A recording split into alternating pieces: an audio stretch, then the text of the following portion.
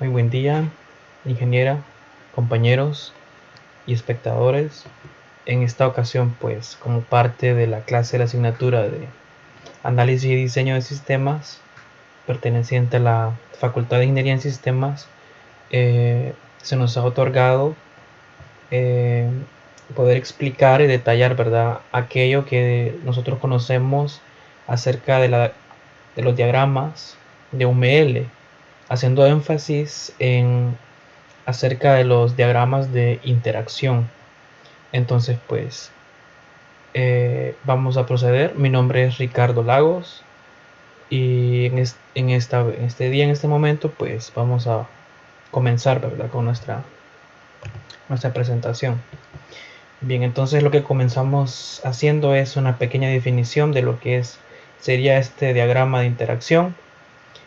Pues realmente, pues como dijimos a un comienzo, parte, ¿verdad?, de aquellos artefactos, ¿verdad?, acerca del lenguaje UML que nosotros conocemos, que a veces nos toca realizar ciertos diagramas como de clases, diagramas de estados, ¿verdad? Entonces, en este momento, pues nosotros hacemos énfasis en un entorno ambientado a lo que es la parte de la interacción.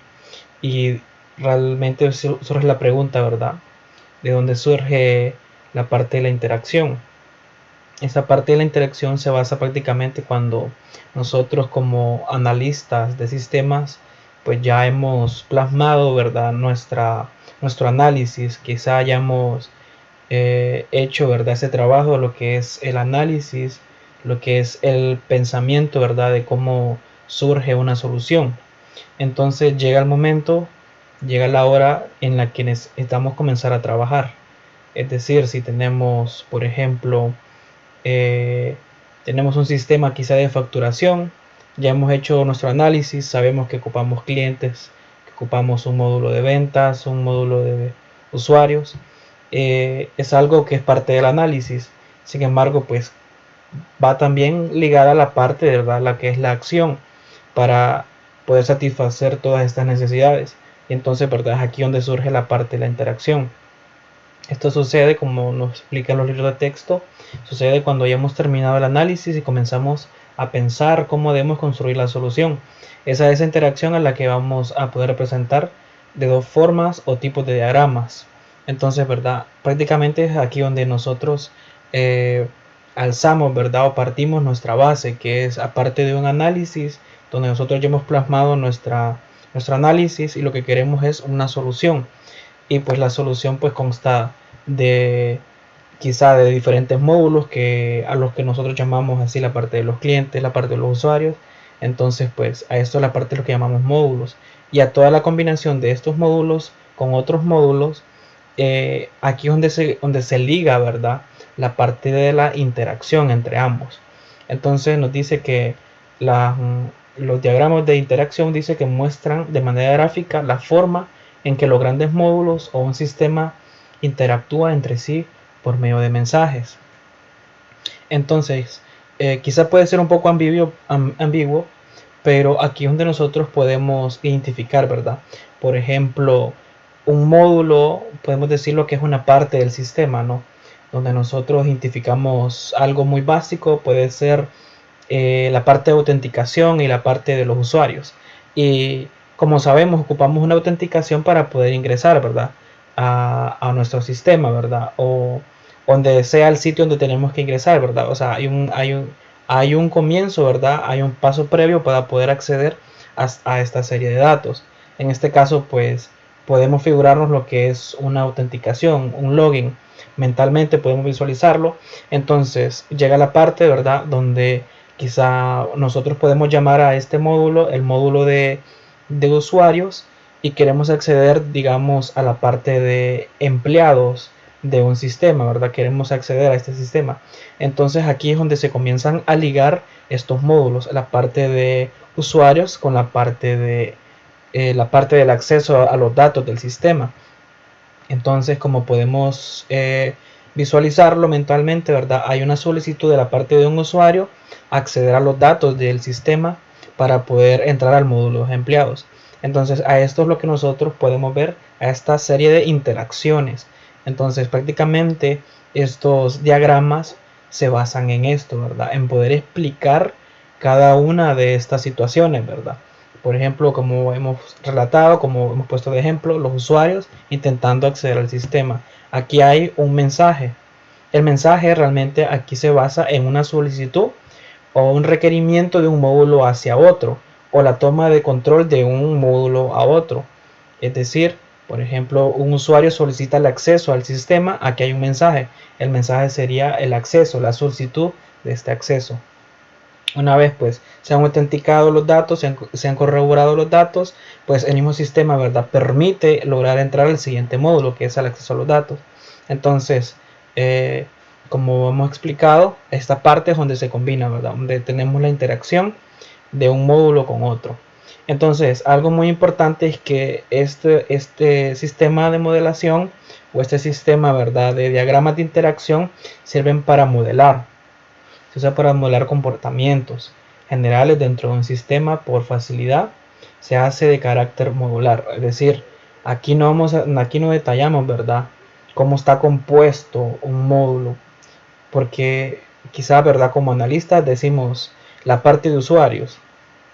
Tenemos un usuario, el nombre, ¿verdad?, o el nick, o el nombre de usuario. Tenemos la contraseña, quizá tenemos un token, tenemos un PIN, tenemos un correo, ¿verdad?, algo auxiliar. Aquí está lo que estamos haciendo, es detallando el módulo. Sin embargo, esto no se basa en detallar el módulo, sino significa poder visualizar, poder mostrar de nuestra parte el comportamiento que este módulo puede tener con los diferentes otros módulos en tiempo de ejecución del programa, ¿verdad? En comparación, ¿verdad?, con los demás. Entonces, lo que hace esto es modelar de una manera general, ¿verdad?, de una manera un poco más global acerca de lo que está haciendo este módulo y qué es lo que está enfocado a hacer. No se, este diagrama, estos diagramas no se enfocan en detallarlo, sino en el funcionamiento que tiene con respecto a otros. Y otro que es no la descripción, o sea, no tenemos algo descripto, ¿verdad? Entonces dice que no se usa para describir la interacción interna de cada uno de los objetos que posea el sistema. Lo mismo, recapitulando, decimos que el módulo, ¿verdad? No vamos a detallar el módulo internamente, ¿verdad? Si tenemos un nombre de usuario, si tenemos apellidos, si tenemos tokens, si tenemos tiempos de ejecución. Realmente eso ya pertenece, ¿verdad?, a otro tipo de diagramas. Sin embargo, como venimos diciendo, ¿verdad?, se caracteriza por mostrar la interacción de él mismo con otros módulos. Entonces, nosotros para poder realizar esta serie de diagramas, lo que tenemos es en base a un buen diseño, ya que si no tenemos un buen diseño, ¿verdad?, o sea, no vamos a poder lograr identificar, ¿verdad?, lo que verdaderamente queremos transmitir. Entonces, algo muy importante es que tenemos, ¿verdad?, aquellos todos módulos, todos aquellos módulos involucrados, ¿verdad? Esto, ¿verdad?, adaptándose, quizá puede ser un sistema gigantesco o quizá particularmente a una situación dada que nosotros quisamos analizar, queramos estudiar.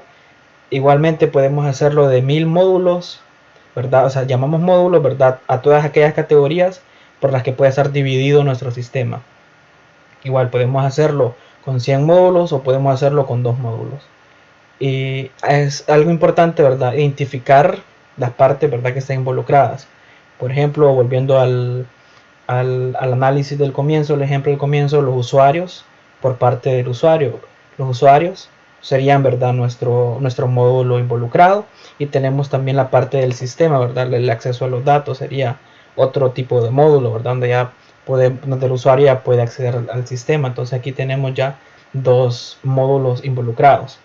Luego tenemos la identificación del mensaje. La identificación del mensaje prácticamente es establecer, ¿verdad?, la razón por la cual el módulo va a solicitar al otro módulo. En este caso, pues, en el caso de los usuarios, pues, el módulo de usuarios solicita la autenticación para poder acceder a los datos del siguiente módulo de acceso a los datos. Entonces identificamos como mensaje, ¿verdad?, la razón, el propósito o por qué, ¿verdad?, se está realizando, ¿verdad?, la interacción entre ambos módulos. Luego, pues, identificar el ciclo de vida, ¿verdad? Es decir, una vez que la tarea, ¿verdad?, se ha culminado por parte de uno con respecto al otro, es identificar, ¿verdad?, de qué manera se culmina estas interacciones para que no haya, ¿verdad?, algún tipo de bucle o no o podamos, ¿verdad?, transmitir aquello que nosotros pues necesitamos reflejar en nuestros diagramas, ¿verdad? Porque si no sería algo incierto, algo que no tendría mucho sentido explicar, porque la base, ¿verdad?, es explicar su funcionamiento con respecto a otro. Y verdad que tiene que tener un ciclo, ¿verdad? Tiene que haber un inicio y un fin. No puede ser algo, ¿verdad?, que nunca termine. Luego tenemos, ¿verdad?, lo que es la simbología dentro de todos estos nuestros diagramas. Es muy importante, ¿verdad?, que ya que a lo largo de toda esta presentación vamos a tener, ¿verdad?, vamos a visualizar diferentes diagramas. Entonces es importante identificar qué significa cada parte.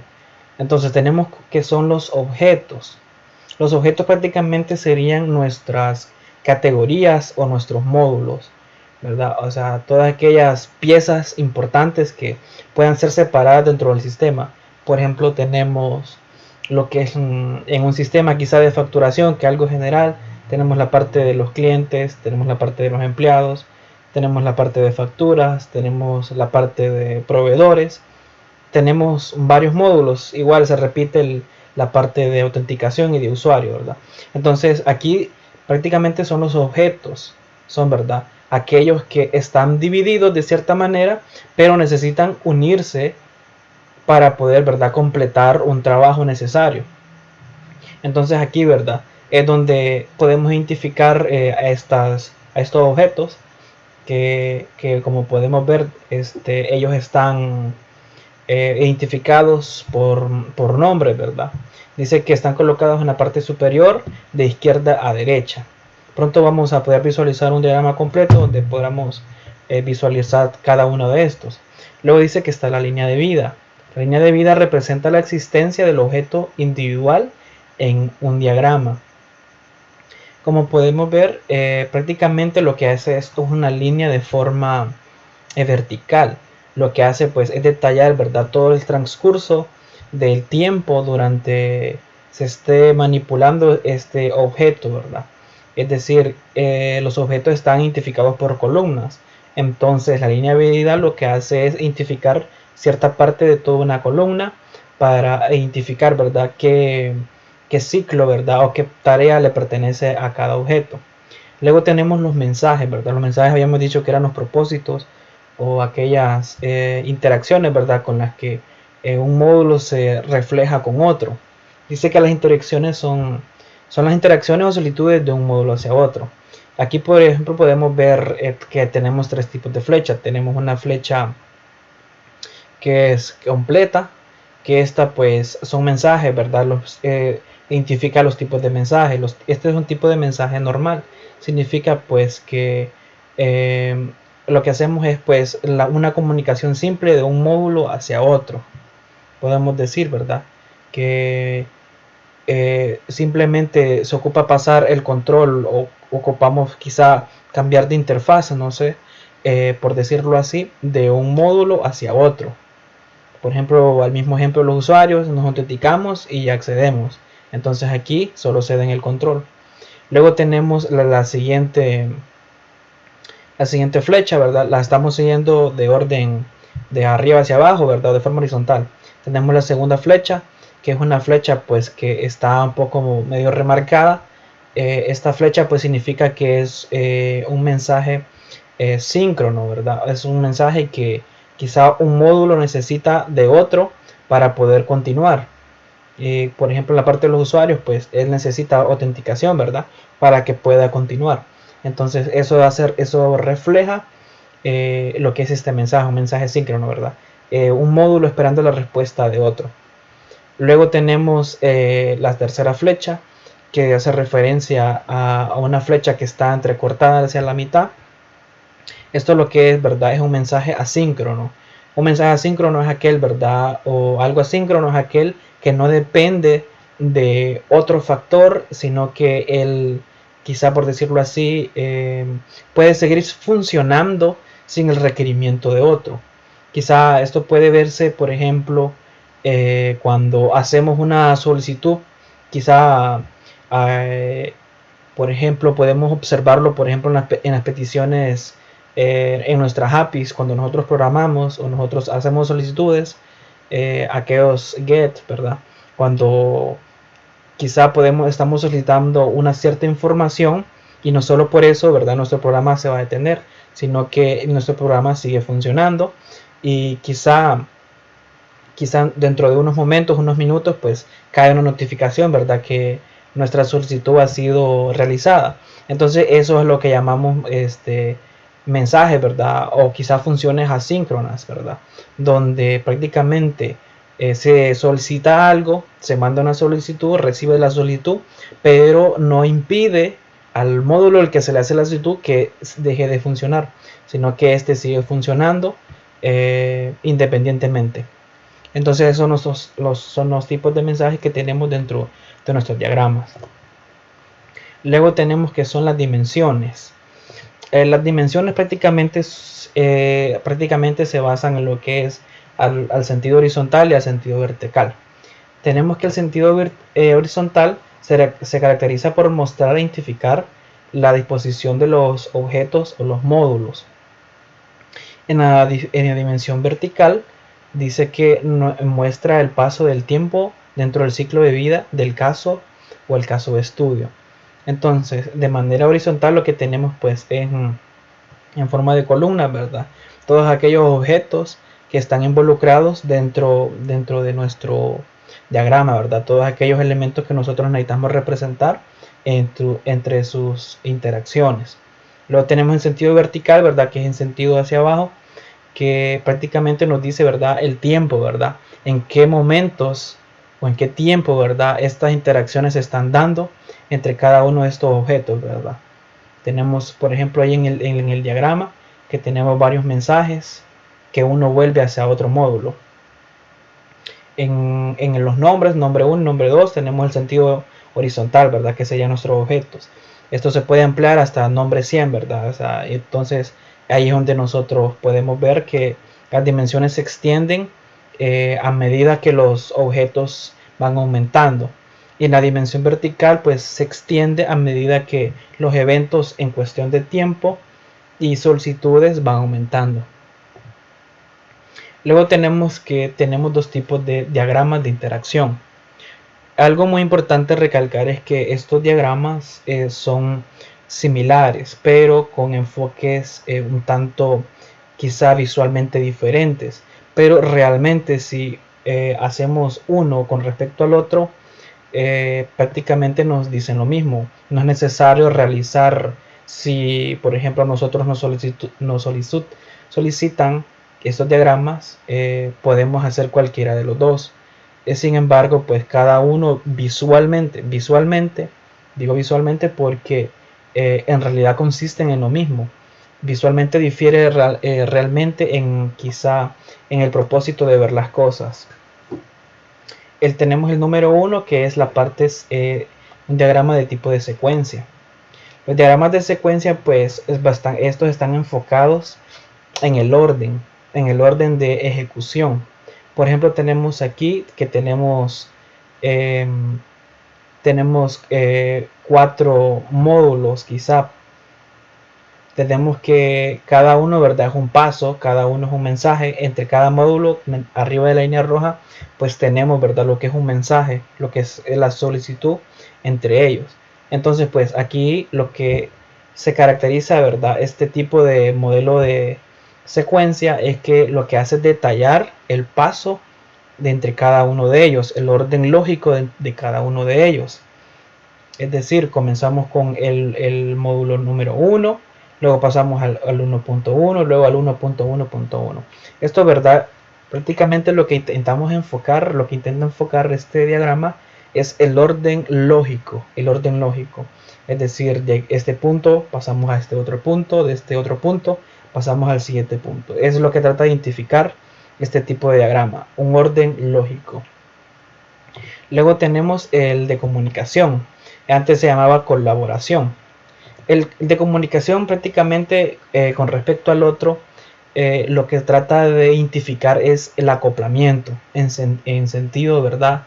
Del tiempo, de qué manera pues se está identificando un módulo hacia otro, en qué tiempo. Por ejemplo, dice, ¿verdad? Que podemos identificar, ¿verdad? Que primero pues tenemos un objeto, que este objeto pues se liga al siguiente objeto, pero ya con respecto a los tiempos, ¿verdad? Mientras que el otro se dedicaba a enfocarnos el proceso, ¿verdad? De los pasos en orden, ¿verdad? Que se puede identificar cuál es el orden lógico. El otro, pues, se nos muestra de manera en cómo se acoplan o en qué manera se necesita uno de otro. Entonces, esto más que todo es algo visual, ¿no? Donde nosotros podamos quizá querramos transmitir, ¿verdad? A quienes nos están solicitando. Entonces, de esta manera, pues, difiere el enfoque, ¿verdad? Al que nosotros queramos darle. Usualmente, pues, se usa más que todo el de secuencia, ya que pues el de comunicación creo que se hace un poco más complejo, quizá un poco más grande.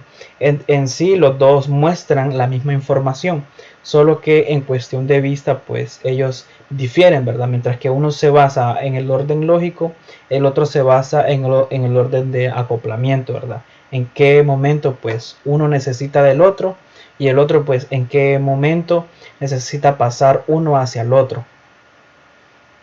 Y pues de esta manera pues he culminado mi parte. Posteriormente pues vamos a proceder a detallar, ¿verdad? Cómo funciona cada uno de estos elementos y enfatizar, ¿verdad? Y poder realizar una serie de ejercicios y un poco de más, ¿verdad? Profundizar un poco más acerca de, ¿verdad? A cada uno de estos diagramas. Muchas gracias. Continuando con la explicación de diagramas de interacción, pasaremos a hablar ahora de la activación de una línea de vida. Como hemos visto anteriormente, las líneas de vida representan a un objeto, entidad o actor. Un objeto se puede representar como creado y destruido con el uso de una sola línea de vida. Y hay que tener en cuenta que estos objetos pueden ser creados y destruidos más de una vez en una misma línea de vida. La activación de la línea de vida representa la amplitud de la duración de un objeto. Cuánto tiempo este objeto es necesario que esté presente o en existencia para realizar ciertas operaciones. El símbolo que utilizamos para representar la activación de una línea de vida, se utiliza un rectángulo sobre el trayecto de la línea de vida del objeto, y este rectángulo va a representar el inicio y el final en donde dicho objeto tendrá su utilización. Y podemos apilar, dependiendo de cuántas veces nuestro objeto necesite existir o ser utilizado de manera continua, podemos activar varias veces la línea de vida. Esto es una línea de vida, algún objeto. Esto representa una línea de vida y un objeto. Y para representar su activación, como lo hablamos anteriormente, utilizamos un rectángulo. Si ocupáramos que este objeto tuviera un inicio y un final, haciendo ciertas operaciones, utilizamos esta línea. Pero si después de cierto tiempo necesitamos que este objeto vuelva a entrar en existencia para otras operaciones, podemos crear otro rectángulo sobre la misma línea punteada.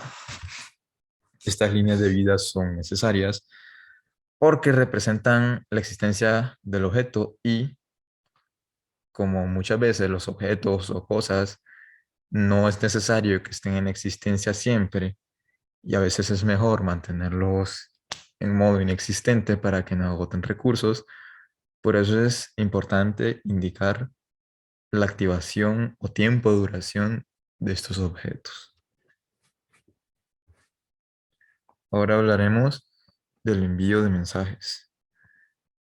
Cuando los programas, proyectos o algo necesita comunicarse o se tiene que enviar datos de un lugar a otro, a esto le llamamos envío de mensajes.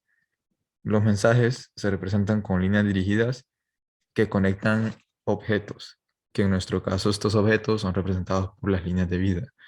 Por lo tanto, estos mensajes van a ser líneas que van a conectar las líneas de vida de objetos, tanto en el momento de su activación, todo lo que dura su activación en caso de la que entidad exista, y si la entidad no necesita algún tipo de existencia, sino que solo es algún proceso, entonces podremos poner estas líneas de mensaje fuera del símbolo de activación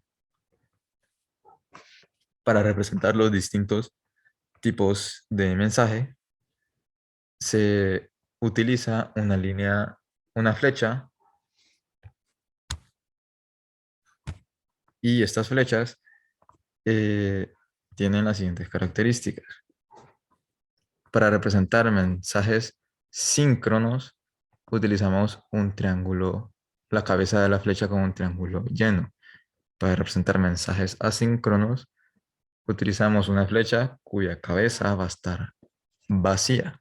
Un mensaje síncrono son aquellos que es necesario que ambos objetos estén en, por así decirlo, en tiempo real, transmitiendo una información. Un mensaje asíncrono es cuando no es necesario que los dos objetos estén en tiempo real transmitiendo la misma información o en el mismo proceso. Y también pueden existir mensajes anidados. Un mensaje anidado es cuando el objeto, un objeto manda un mensaje para sí mismo. Tenemos dos tipos de mensajes anidados. El mensaje anidado normal, que lo representamos con una cabeza de flecha llena, y un mensaje de retorno anidado, que puede ser, por ejemplo, una respuesta a sí mismo de algo que consiguió exitosamente. Y esto lo representamos con la cabeza de la flecha vacía.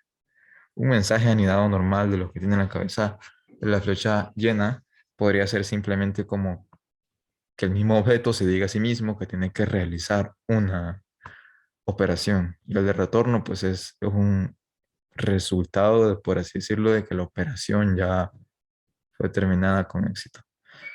También tenemos otros tipos de mensajes que, que llamamos mensajes hallado y mensaje perdido. Un mensaje hallado, ambos se representan con flechas con la cabeza llena. Un mensaje hallado representa un mensaje que no se conoce el emisor, el objeto emisor, pero sí sabemos el destinatario, o sea, el receptor.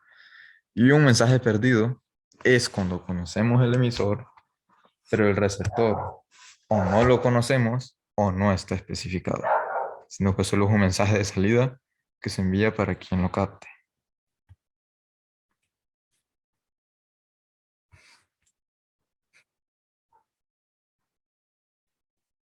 También podemos hablar de mensajes con destrucción determinística. La destrucción determinística es cuando eh, necesitamos que un objeto se destruya cuando nosotros lo indiquemos. Para entenderlo mejor, podemos hablar de programación orientada a objetos, que cuando creamos un objeto, al menos en Java y lenguajes como Visual Basic, estos objetos nosotros no los destruimos, sino que solo los instanciamos, los creamos, y el mismo compilador se encarga de destruir estos objetos para que no ocupen la memoria de la máquina o gastan recursos. Pero también tenemos lenguajes como C++ o lenguajes más de tipo máquina que nos permiten decidir cuándo queremos destruir un objeto. Entonces, estos, la, los mensajes con destrucción determinística, cuando se habla de un objeto que va a ser destruido, pero va a enviar el mensaje. Entonces, para representar eso, representamos la línea de mensaje, ya sea un mensaje de síncrono o asíncrono, pero al inicio le vamos a poner un círculo con una X. Y esto va a dar a entender que quien envió ese mensaje, la entidad objeto que envió ese mensaje, dejó de existir después de enviar el mensaje, o que después de enviar el mensaje ya no va a existir.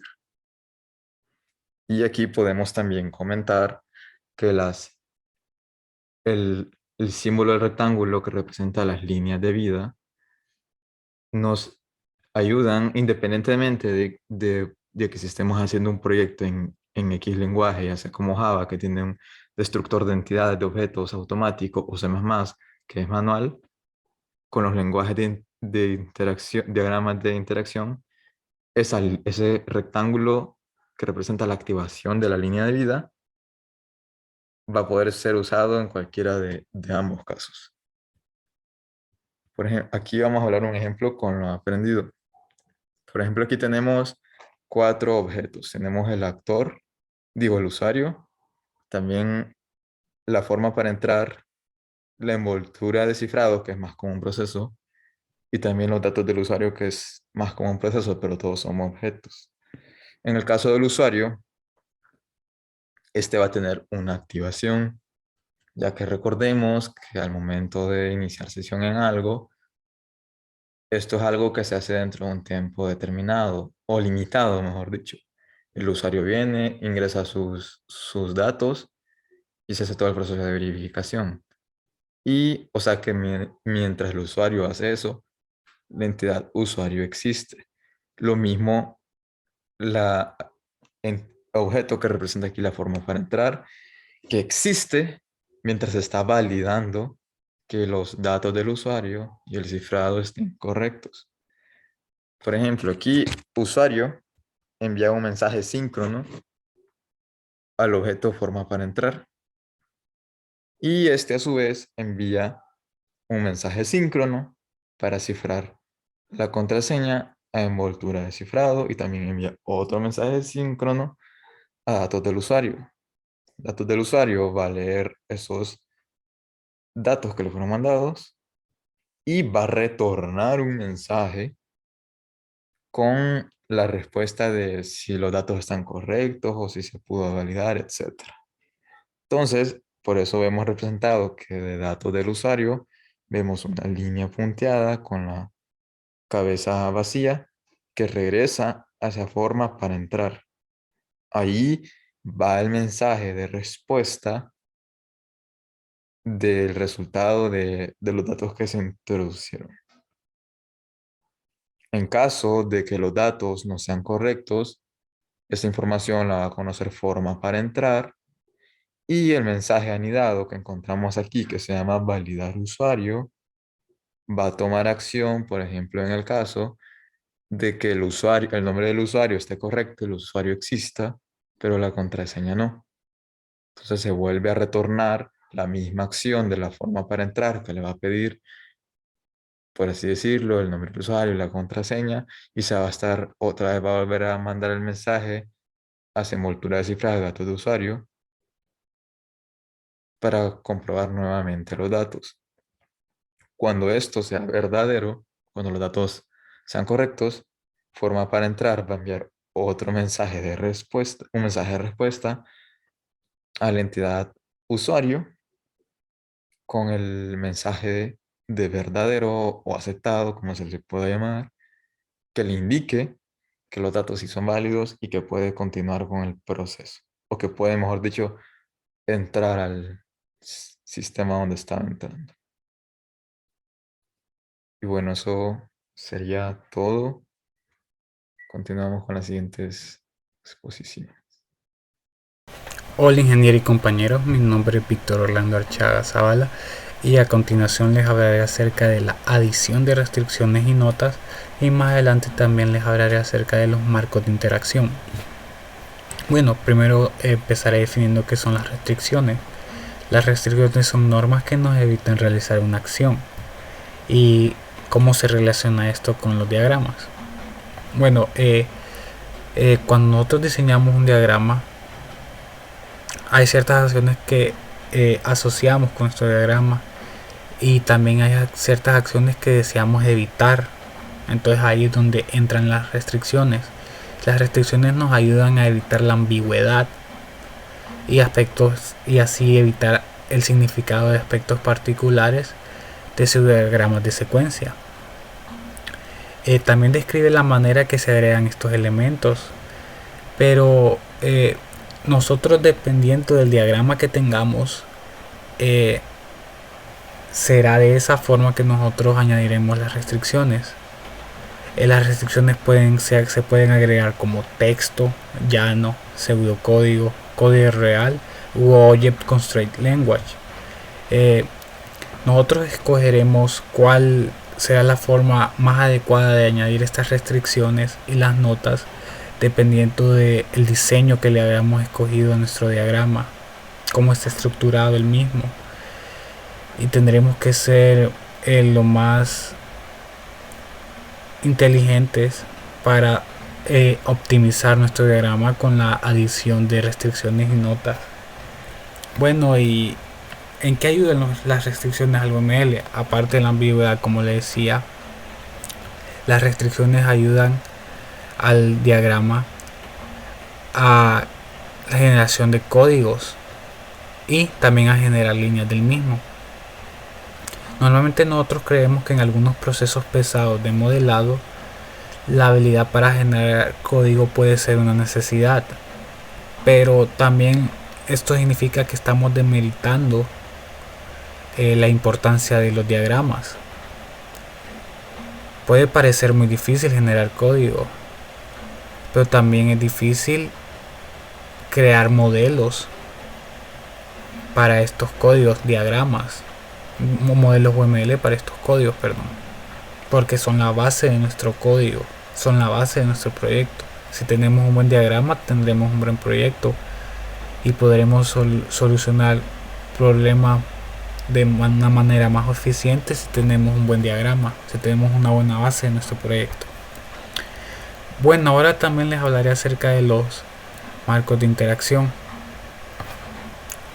Bueno, ¿qué son los marcos de interacción?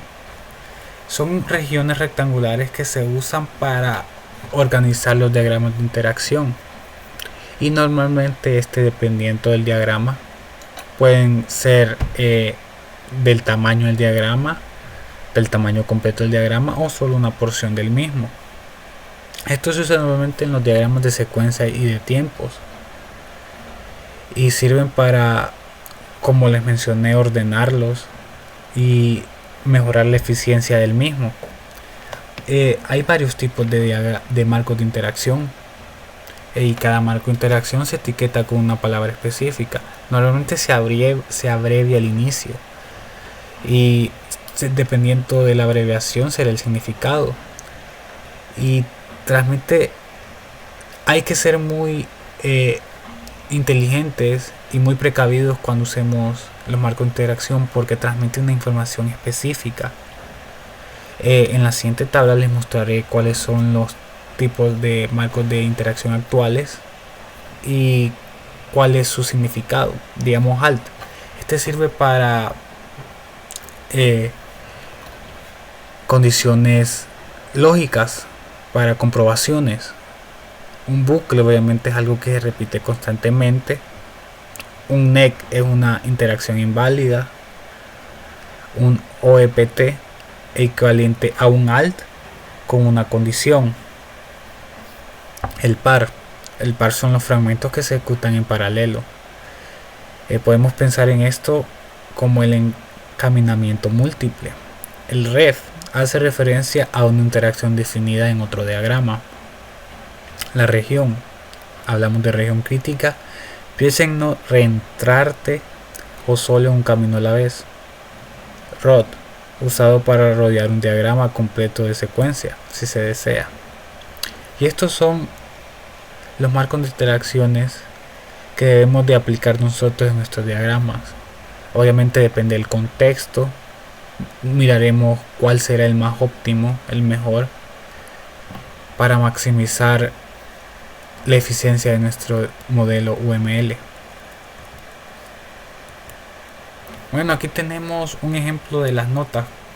Como podemos ver, tenemos un diagrama que es acerca de la autenticación de un usuario, y digamos aquí tenemos estas notas, que esto nos hace más fácil para a la hora de analizar el diagrama. Podemos ver que es el actor, que está haciendo este actor, la forma para entrar, que es mediante una contraseña. El envoltorio desinfrado también es otra nota, y también tenemos como otra nota el dato del usuario.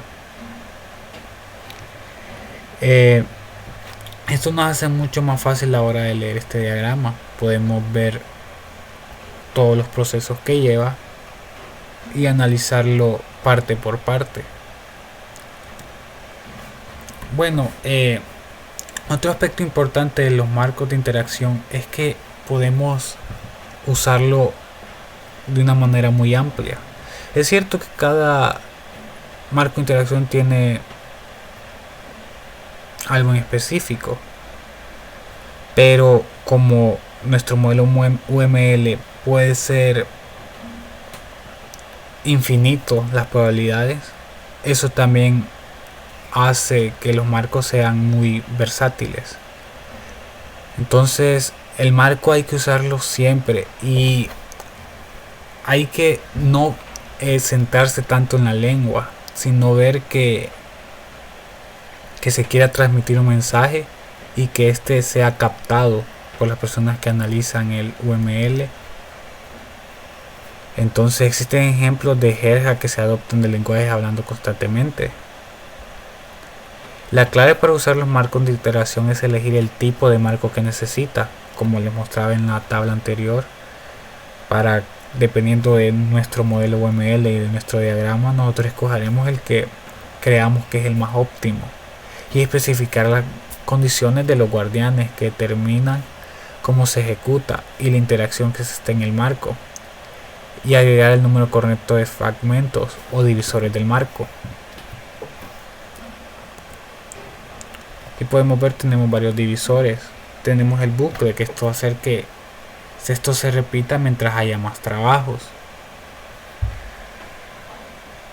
La introducción del detalle del fragmento. Creamos un listado de trabajo y se almacena. Y después aquí hace referencia a la nota a un sistema de facturación y que se prepare esa factura. Obviamente mientras haya trabajo, el bucle se va a seguir creando.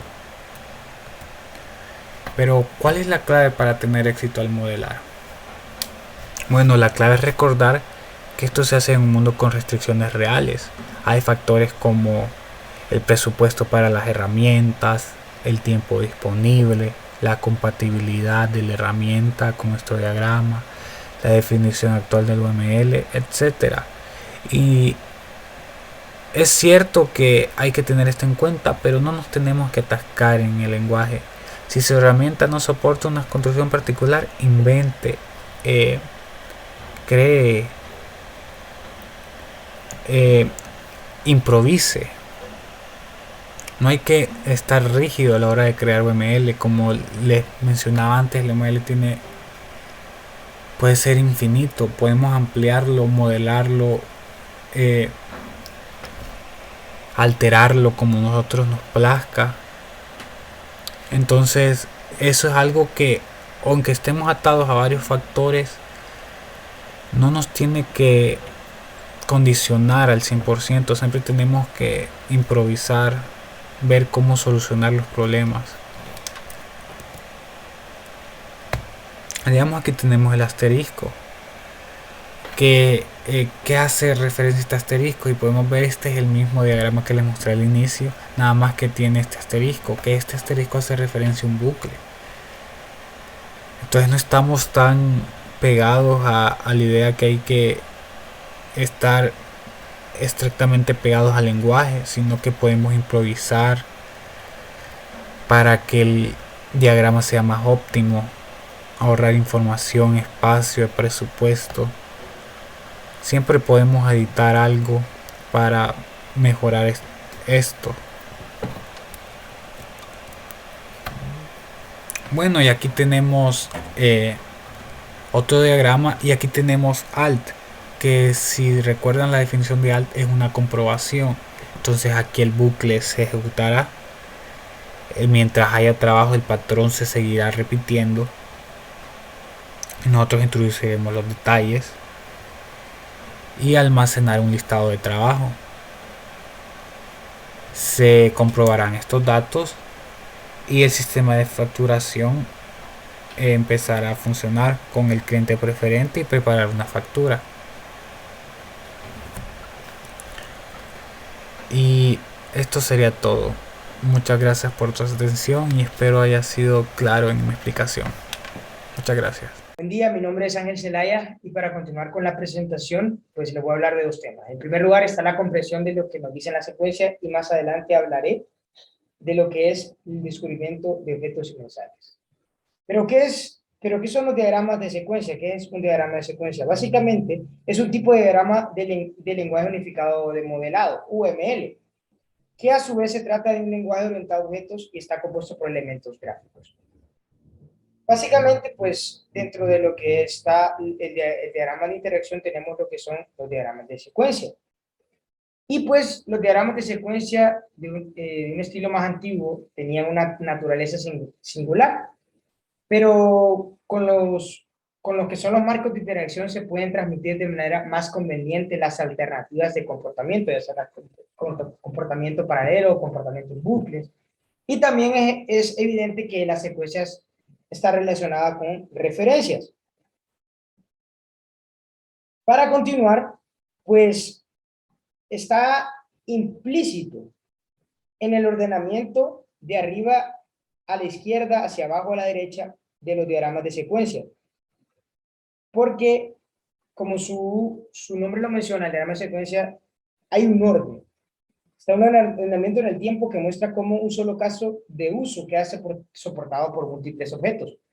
Para continuar, pues el diagrama de secuencia UML representa los eventos en orden cronológico. Esta razón por la que a veces se le llama lo que son ese diagrama de escenario de eventos o simplemente diagrama de eventos. El orden, es decir, la secuencia exacta, es mucho más importante que los puntos específicos en el tiempo. Ok, y para seguir, las secuencias no necesitan ser complejas para ser útiles. ¿Y qué quiero decir con esto? Pues que lo más importante de los diagramas de secuencias son los objetos, que están ubicados de uno a otro lado del horizontal y también la línea de vida de cada uno de ellos, así también como su orden y el nombre de los mensajes que son enviados entre los mismos. En realidad nosotros tenemos la opción, los que hacen uso de lo que son diagramas de secuencia, tienen la opción de escalonar lo que son las líneas de vida, creando lo que es en sí un efecto de dentado. Y en ocasiones se puede usar este estilo de secuencia, que ya, como ya lo llamé anteriormente, escalonado, o también se le llama alineado horizontalmente. Ok. Hay que usar los diagramas de secuencia para poder mostrar la forma en que varios objetos sustentan lo que es un caso de uso. Aun cuando los diagramas de secuencia son buenos para demostrar cómo se presentan los objetos en un caso de uso, estos no lo son en la descripción del comportamiento en específico. Por ejemplo, aquí está lo que es el diagrama de actividad o el propio código. ¿Y esto qué quiero decir?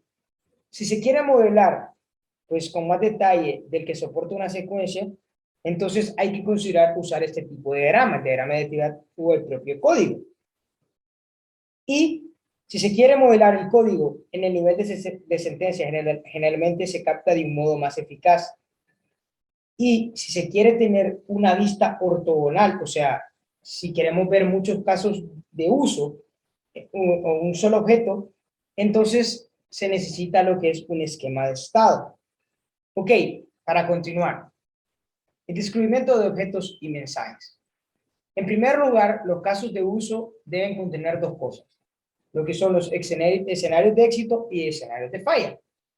Pues si se utilizaron casos de uso, pues básicamente hay que ver todas las opciones, todas las perspectivas que se pueden obtener, ya sea escenarios que se va a tener éxito o escenarios que también se puede fallar. Pues para continuar, los diagramas de secuencia son buenos para poder ayudar a descubrir las clases y los métodos. Y no solo eso, los diagramas de secuencia también son buenos para ayudar a identificar las brechas. Más adelante voy a explicar lo que son eso de las clases y los métodos y también cómo eso de identificar las brechas. Aquí pueden ver, pueden ver lo que es una imagen de una diagrama de secuencia. Está el usuario del metro, pues están los distintos, lo que se va a realizar, pagar dinero, escoger tipo, crear ticket y tomar ticket. También se tiene lo que son las ventas de ticket y el ticket. Más adelante voy a explicar un poco más ejemplos de diagramas de secuencia. Para continuar, las clases y los métodos. Pues las clases se pueden identificar con facilidad como un nombre para el ejemplo de sus objetos. Y los métodos son los mensajes que se invocan en un objeto. Ok. Como mencionaba anteriormente, también se utiliza para ayudar a identificar las brechas. Ok. Y para explicar un poco más esto, voy a hacer uso de un ejemplo. Un ejemplo de un mal diseño para la búsqueda de los trabajos de un lista, en pocas palabras, no es un diagrama de secuencia, pero que se podría mejorar. Entonces, aquí pueden ver lo que es lo que es el diagrama. Se tiene lo que es un solicitante de trabajo, hallar una página de trabajo, motor de búsqueda. Ok, entonces, por ejemplo, supongamos que se descubre que una secuencia tiene una gran cantidad de notas para poder explicar lo que está sucediendo, lo que está aconteciendo. Y pues esto puede indicar que ahí se necesitan hacer uso de algunos objetos y mensajes que estén bien nombrados y que definan el comportamiento anotado. Y pues en general se encuentra que las clases y los métodos bien nombrados en el código son preferibles a los comentarios que se intentan aclarar los métodos largos y los objetos bien nombrados. Y los mensajes en los modelos son preferibles a una gran cantidad de notas. Ok, pues en esta figura, en primer lugar, como lo mencioné anteriormente, se tiene lo que es un solicitante de trabajo, una página de búsqueda y algo llamado lo que es motor de búsqueda. Y pues si miramos este diseño, este diagrama, en primer lugar no se habla de la forma de los criterios de búsqueda. O sea, simplemente están los criterios de búsqueda, pero no se especifica qué hay que hacer. Tampoco si hay que validar esos criterios de búsqueda o simplemente no. No se sabe nada acerca de lo que es el motor de búsqueda. ¿Qué se hace con eso o simplemente dónde se recuperan los datos?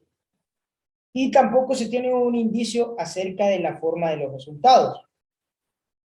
Entonces, esta secuencia que se puede mirar aquí, que podemos lograr ver acá, pues va a necesitar varias notas, un uso de varias notas y una gran cantidad de soporte verbal porque no está especificado, no está detallado en qué una secuencia lógica o un orden lógico con mensajes específicos en los cuales el usuario se va a guiar, ¿no? Entonces, Este es un ejemplo de un diagrama que no está bien estructurado. Ahora tenemos un segundo ejemplo de un diagrama, el mismo diagrama de antes, pero mejorado. Un diagrama de secuencia bien estructurado. Ok. En esta secuencia, pues, en primer lugar, también, ok, tenemos solicitante de trabajo, ok, ya se menciona el actor. También está lo de dar una página, también están los criterios de búsqueda, ya bien estructurados. Como pueden ver, están los criterios, está el motor de búsqueda, también lo que se hace. Está la base de datos, la lista de trabajo y colección de lista de trabajo. Ok. Estamos usando un objeto parámetro que se llama criterios de búsqueda. ¿Para qué? Para poder almacenar, para poder validar y pasar la información de búsqueda que hace entrar al usuario. También se está describiendo lo que es el motor de búsqueda. Se lee la lista de trabajo desde un objeto de base de datos. Aquí lo lee la lista de trabajos, los criterios desde una base de datos. Y en este punto, el objeto base de datos sencillamente podría representar una capa de acceso a los datos. Y este objeto pone la información leída, que ya se leída en una colección de tipo de objetos de lista de trabajo, como se puede observar acá. Ok. Y como pueden ver, esta nueva secuencia se puede lograr captar de una forma sencilla, no está tan ambigua. Y también es que otra característica está implícita en este diagrama, en esta secuencia, es que los demás, como lo mencioné anteriormente, ahora entenderán con claridad lo que se pretende al usar objetos personalizados para la lista de trabajo. Y antes de poder empezar con la implementación, se podría tener una discusión acerca de lo que es el diseño. Además, debido a que las piezas están diseñadas, delineadas con una mayor claridad, se podría dividir el trabajo entre los especialistas de un lado a otro del equipo de implementación. Primero se tiene el estudiante de trabajo, se introducen los criterios de búsqueda, si hay una página, ok, los criterios de búsqueda está crear, validar esos criterios, después buscar esos criterios, la colección y actualizar la vista. El motor de búsqueda, pues se pasan a buscar los criterios, se leen los criterios, pasan a la base de datos, hay un bucle, mientras se tienen más listas de trabajo, se va creando la lista de trabajo, se crea una colección de listas de trabajo, se agrega esa colección, y en la base de datos se pasa lo de la colección a un motor de búsqueda. Ese motor de búsqueda, pues ahí están almacenadas esas colecciones de listas de trabajo, y así es como se logra apreciar de una manera correcta un diagrama de secuencia de todo esto de mi parte. Lo dejo con mi compañero. Muchas gracias. Buenos días, mi nombre es Henry Girón y ahora yo les voy a hablar acerca de los elementos de los diagramas de comunicación. Okay. ¿Qué son los diagramas de comunicación? El diagrama de comunicación es otro más de los diagramas de interacción que junto con los diagramas de secuencia hacen la misma función. Se dice entonces que no es necesario tener ambos en nuestros proyectos, con solo uno que escojamos de nuestra preferencia será suficiente.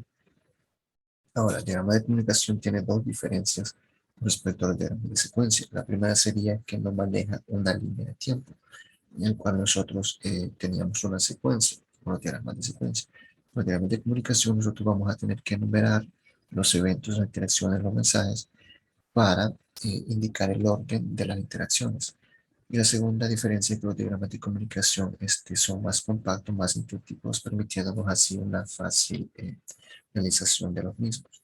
Ahora, entre los elementos tenemos los objetos, las ligas, los mensajes, y también tenemos funcionalidades como ser mensajes anidados, automensaje, mensajes condicionales, ciclo para mensajes y mensajes paralelos. Estos serían todos totalmente los elementos de diagrama de comunicación. Ahora vamos a ver a detalle cada uno de estos. Los objetos, que también son llamados papel de clasificador. Esto se muestra mediante lo que viene a ser un rectángulo. Entonces, el objeto que nosotros requiramos, necesitemos para la resolución del problema planteado, entonces lo vamos a representar dentro de un rectángulo. Y son estos objetos que se van a comunicar entre sí. Ahora, las ligas. Las ligas vienen a ser unas líneas, que son las que van a conectar y a comunicar a los objetos. Y a estas también se le conoce como ligas de comunicación.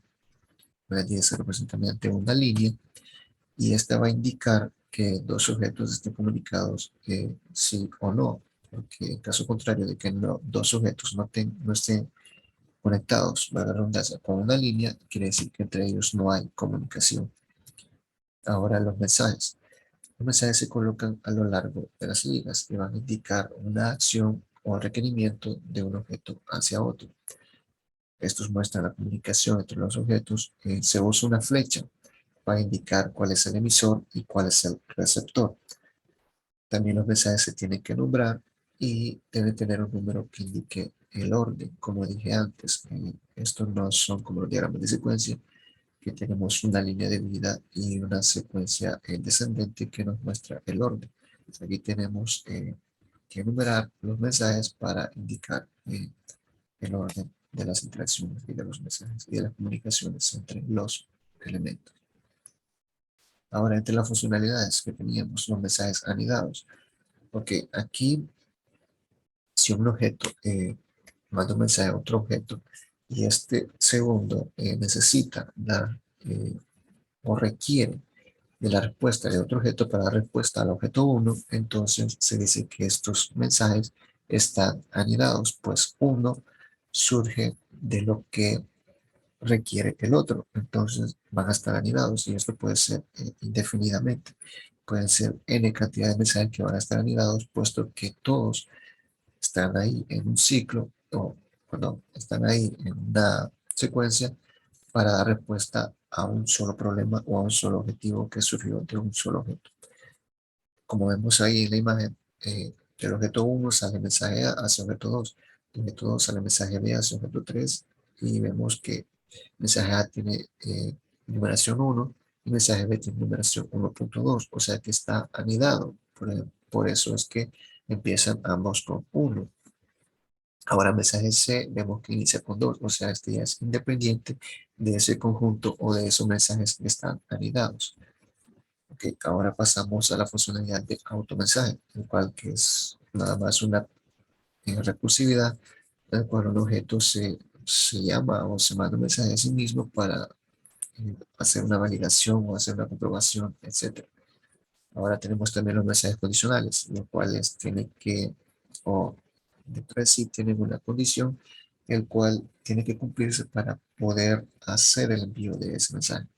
Entonces, objeto 1 vemos que le envía un mensaje de condición a objeto 2, el cual se tiene que representar dentro de unos corchetes la condición que tiene que cumplirse para que objeto 1 le mande este mensaje a objeto 2. Ahora, entre las otras funcionalidades tenemos los ciclos para mensajes. Los ciclos que vendrían a representar repeticiones. Entonces, si objeto 1 quiere enviar varias veces ese mismo mensaje a objeto 2, entonces tenemos que indicarlo por un asterisco. El asterisco va a indicar eso, va a indicar un ciclo. Y entre corchetes tenemos que indicar el valor o la cantidad de repeticiones que va a hacer ese mensaje. O sea, así de esta manera, cuando veamos necesarias repeticiones, lo indicamos de esta manera. Ahora, mensajes en paralelo. Esto es cuando es necesario no solo enviar un solo mensaje, sino que queremos enviar varios mensajes al mismo tiempo, hacia el mismo objeto. No son independientes, pertenecen al mismo objetivo, al mismo evento, a la misma interacción, pero por eso y razón necesitan estar separados, pero son el mismo objetivo, entonces se dice que son paralelos y están todos por la misma numeración, la diferencia de que sería uno 1A, el segundo 1B y el tercero 1C. Y estos serían los mensajes en paralelo. Ahora, vamos a pasar a ver un pequeño ejemplo con la herramienta Draw.io. Esta herramienta es bastante útil, ya que aquí pueden encontrar todos los objetos, elementos características, figuras que va a necesitar para hacer sus diagramas. Entonces, en este evento, lo que queremos resolver es la búsqueda de solicitud de trabajo. Entonces, creamos los objetos necesarios. Creamos un solicitante de trabajo, que va a ser la persona que va a solicitar el trabajo. Creamos hallar una página de trabajo que este objeto se va a encargar de hallar la página de trabajos. Creamos otro objeto que serán los criterios de búsqueda. Creamos otro objeto que será el motor de búsqueda. Creamos otro objeto que será la base de datos. Creamos otro objeto que será lista de trabajo. Y por último, creamos otro objeto que será la colección de listas de trabajo. Ok, vemos que el solicitante de trabajo está conectado con hallar una página de trabajo. Hallar una página de trabajo está conectado con criterios de búsqueda. Y a su vez, hay una página con motor de búsqueda, un motor de búsqueda con base de datos y base de datos con lista de trabajo y base de datos con colección de listas de trabajo. Vemos que el solicitante de trabajo no está conectado con colección de listas de trabajo directamente. Entonces, no va a existir un mensaje entre solicitante de trabajo y colección de listas de trabajo porque no hay una línea, no hay una liga que los comunique. Entonces, arrancamos con el mensaje 1. Entonces dice, introducir criterios de búsqueda desde solicitante de trabajo hacia hallar una página de trabajo. Ahora, ya que ha recibido el mensaje hallar una página de trabajo, vemos que está anidado con el mensaje 1.1, que es crear. O sea, se dirige a ese criterio de búsqueda y va a crear eso, va a crear un criterio de búsqueda. Ahora, hay otro mensaje que está anidado a estos dos, que es validar. Entonces, vemos aquí que el criterio de búsqueda hace un automensaje. Entonces, asimismo, va a validar estos criterios de búsqueda que estén correctos. Ahora, después de esto, ir a una página de trabajo va a buscar en un motor de búsqueda. Y vemos aquí hay una doble anidación. Vemos que buscar de 1.2 y crear de 1.1 están anidados con el mensaje 1 o con introducir criterio de búsqueda. Pero validar está anidado con crear. Por eso es 1.1.1. O sea, solo está aquí en una interacción entre ellos dos. Anidado solo de dos, mientras que crear se está anidado con buscar y introducir el criterio de búsqueda. Entonces, ¿cómo sería? Hallar una página de trabajos, manda al buscar, según los criterios de búsqueda, a motor de búsqueda. Y motor de búsqueda se comunica con base de datos, que le dice leer listas de trabajo. Entonces, base de datos recibe estos criterios, recibe esta orden y vemos que el siguiente en la lista sería 2.1, que sería crear. Entonces, base de datos primero crea una colección de listas de trabajo, donde va a almacenar toda la lista de trabajo que encuentre. Entonces, ese sería el paso o el mensaje 2.2, que sería crear una lista de trabajo según lo encontrado en la base de datos. Ahora, por último, sería agregar la lista de trabajo encontrada a la colección de listas de trabajo. Y así se va armando la colección de listas de trabajo, que será lo que se va a retornar al final, según la solicitud de X o Y persona, de su intención de encontrar solicitudes de trabajo. Esto sería un ejemplo de cómo funciona, cómo podemos hacer un diagrama de comunicación. Dato importante que los diagramas de comunicación, como dije antes, son sintéticos y nos sirven para trabajar así rápidamente. Se dice que podemos usar cualquier papel, hasta una servilleta, para simplemente pues, hacer fluir nuestras ideas. Esa es la idea, representar nuestras ideas de qué es lo que queremos hacer, cómo lo vamos a hacer y llevar ese orden, porque a veces, bueno, en nuestra cabeza, por así decirlo, nuestra memoria RAM es corta y no podemos manejar un montón de objetos a la vez. Entonces tenemos que usar el papel para representar el orden y los objetos que queremos. Ahora, por último, sería la igualación del diseño con el código. Este diagrama de comunicación, cuando ya tengamos realizado el diagrama de comunicación y queramos pasar a la realización del código, muy fácilmente podemos hacer la conversión de que cada objeto vendría a representar lo que es una clase y cada mensaje vendría a representar lo que es un método. Con el dato que el objeto va a recaer, o el método, perdón, va a estar en el objeto receptor, no en el emisor, sino en el receptor. En este caso, este método introduce criterios de búsqueda no estaría dentro del solicitante de trabajo, estaría dentro de la clase, allá en una página de trabajo. Y así sucesivamente, y de esta forma ya tenemos la base y podemos empezar a lo que es la realización del código. Eso sería todo de mi parte. Muchas gracias por su atención. Para culminar nuestra presentación, lo que haremos será presentar una serie de herramientas que nos ayuden a la implementación de todos estos diagramas que hemos podido ver en el transcurso de esta presentación. La primera herramienta se llama diagrams.net, el cual consiste en una aplicación web que tiene la facilidad de poder desarrollar en ella diferentes tipos de diagramas. En este caso, pues, alguna funcionalidad muy importante es que podemos vincularlo a nuestra cuenta de Drive y de esta manera pues podemos guardar de una manera un poco más segura, ¿verdad? Todos nuestros diagramas. En este caso pues podemos visualizar diferentes tipos de diagramas. Tenemos muchas categorías en las cuales pues nosotros podemos comenzar, ¿verdad? Por ejemplo, tenemos aquí, podemos visualizar varios tipos de diagramas, tenemos varias elecciones, podemos crear a partir de un ejemplo. Entonces pues de esta manera pues esta herramienta es bastante útil, es totalmente gratuita. Podemos, como dije anteriormente, podemos crear, ¿verdad?, diferentes tipos de clases, de objetos, de diagramas de cualquier tipo. Es una funcionalidad muy importante. Es prácticamente, ¿verdad?, para mí el mejorcito pues acerca de este para crear ¿verdad?, nuevos diagramas. Otra herramienta se llama aplicación Die. Si nosotros buscamos en Google, nosotros vamos a encontrarla más fácil como Die. Esta aplicación es una aplicación de escritorio. Sin embargo, pues esta es la página oficial, ¿verdad?, donde nosotros podríamos descargarla, donde se muestran, ¿verdad?, una serie de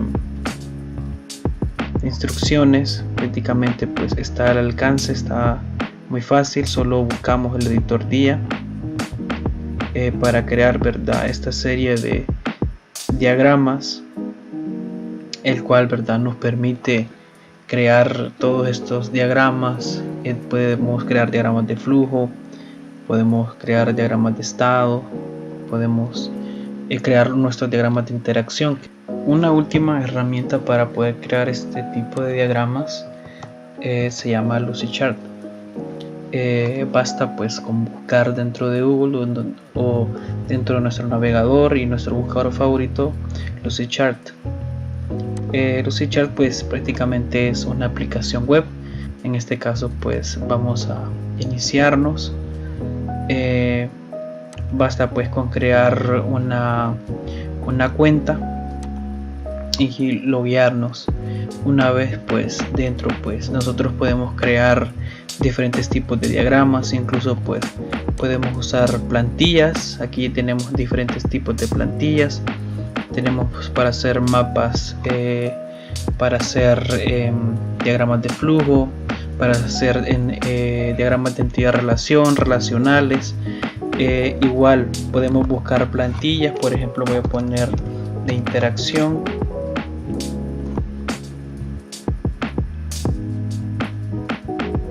Debería pues buscar por ejemplo, aquí tenemos diagrama secuencial, ¿verdad?, que fue uno de los que pudimos ver. Podemos visualizarlo, podemos usar la plantilla. Esto a fines, ¿verdad?, si queremos ahorrarnos el trabajo de crear, ¿verdad?, o queremos pues ya tener una idea de cómo de cómo crear, ¿verdad?, nuestros propios diagramas. Igual esta aplicación pues tiene su parte premium, ya que pues al ser una aplicación que está bastante elaborada, pues tiene que haber, ¿verdad?, un tipo de pago. En este caso pues nosotros utilizamos una versión de prueba y pues prácticamente pues creo que nos deja crear al menos unos 3 diagramas. En todo caso pues esto es cómo funciona esta aplicación. Así que pues de esta manera pues hemos culminado nuestra presentación. Hemos alcanzado a ver desde cómo funcionan, qué son los diagramas de interacción, hasta poder proporcionar herramientas las cuales nos permiten crear todos estos tipos de diagramas. Así que esto ha sido todo por nuestro equipo. Ha sido un placer y un gusto. Muchas gracias y saludos y éxitos para todos.